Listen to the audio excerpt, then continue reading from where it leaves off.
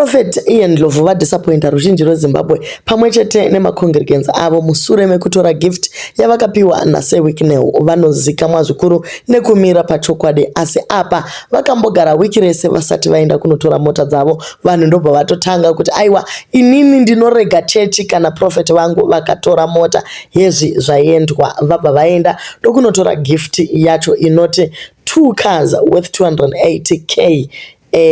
Land Cruiser maToyota makuru. Vanze zvakare 100,000 to complete chechi yavo kubulawayo kwavari kuti vapedzise kuvaka. Prophetess vanze $50,000 yekuti vashande necharity organization yavanoda. Guys, mari yakaoma. So pastor vaenda ne280 plus 100,000 plus 50,000, almost 400 something thousand. Mari yatorwa naIan Ndlovu. Zvinova zvinhu zvarwadza ruzhinji rweZimbabwe. Vakati pinjise zuro rino wakashaya painizi, asi mune mari yekuita zvinhu zvakadai. So izvi ivo mufundisi vati vachipiwa mota dzavo vati this is an act of God. Ndokuvhurisa vanhu John 3 verse 27 kukanzi hapana chinhu chinopiwa munhu neumwe munhu rusiri ruoko rwaMwari, ndo ruoko rwaMwari urwu. Mai mufundisi wonavo vati this is a new season. Tichashandisa mota iyi uye nemari yatapiwa kuti vhangeri riende mberi.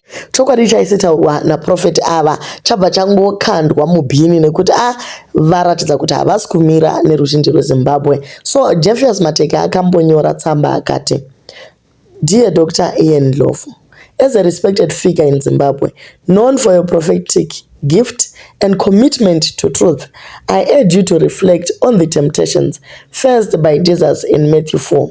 The devil offered him worldly riches to compromise his message. Similarly, Balaam was tempted by Balak's offer of wealth and prestige. These biblical examples serve as caution. The gifts that you and your wife have been offered are a test of your integrity.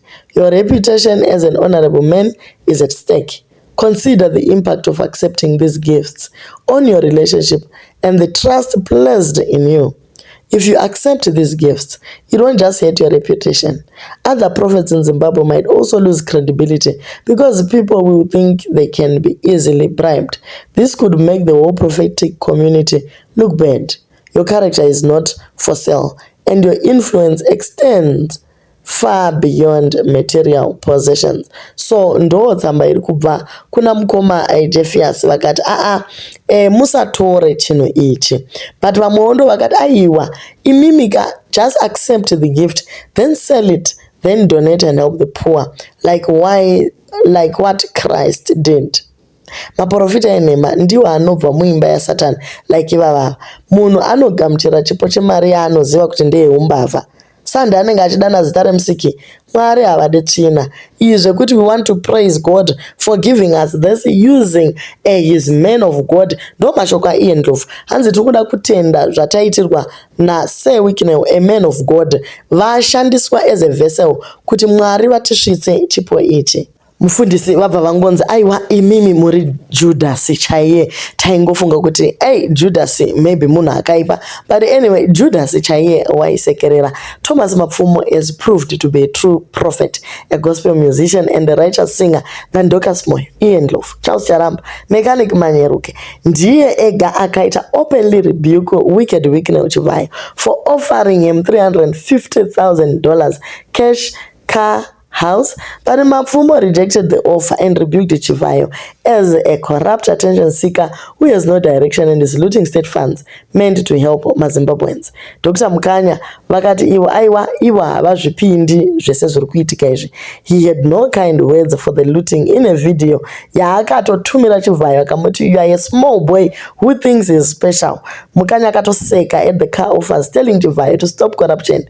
If you think you have money, buy medicine, hospital equipment and food for Zimbabweans who are suffering. Ndo zvakataurwa naDr. Mapfumo.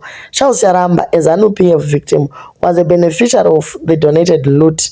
To the amazement of Zimbabweans, Charamba was dragged to court by ZANU-PF in 2006 after sabotaging the Jonathan Moyo Unity Colors.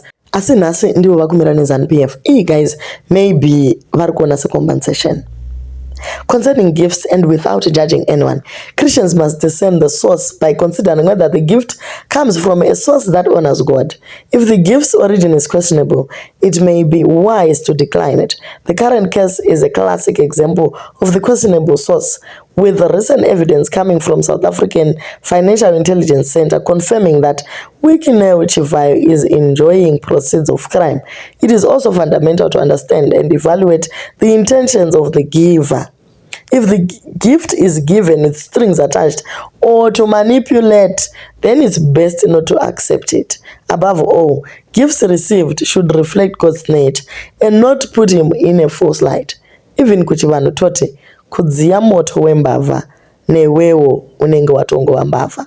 After Daddy Hope vanyora kuti a prophet vakakonewa kushingirira vadani kwa mota. Muna ne PhD wese why achita zvinhu zvakadai. Vamwe vakangouya vakati guys I thought you are intelligent enough to investigate why the people of Zimbabwe act so desperate like that. Let me school you, Daddy Hope. First of all, ZANU-PF makes everyone a destitute. They do it deliberately. Look at the civil servants, the life they lead. It's like starving someone for days. Then you bring food. That starving person will worship you. It's a tactic. They made sure you will live from hand to mouth like baboons. And if they give you a car, that's a life fortune for a destitute.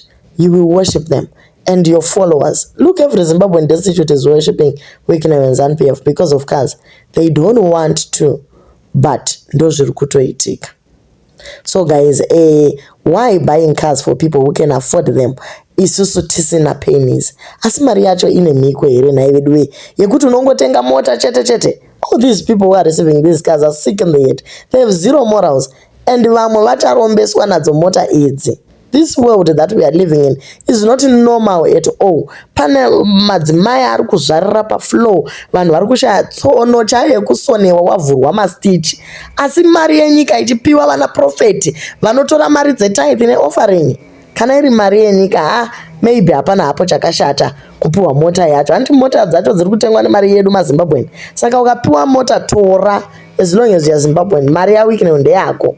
Mukangoziva chete kuti vese vanozviti maprophets ava vari kutsvaka mari uye imbavha hamufi makabatikana. Let this be a lesson to remember. Christianity is a deeply personal conviction. Even when people who we look up to, they do unexpected things, it does not invalidate the existence of God. This show will carry a mark on the pastor's ministry. He was rising well and modeling well Christianity. No number of scriptures can sanitize this. This is wrong. This is wrong. Taito Mutemba Mufunge, we are disappointed kutambira zvipo nemari yakabiwa kumatenda ema-elections. Guys, hatisi kuda zvakawanda. Tiri kungoda kuti zvipatara zvingova nemishonga.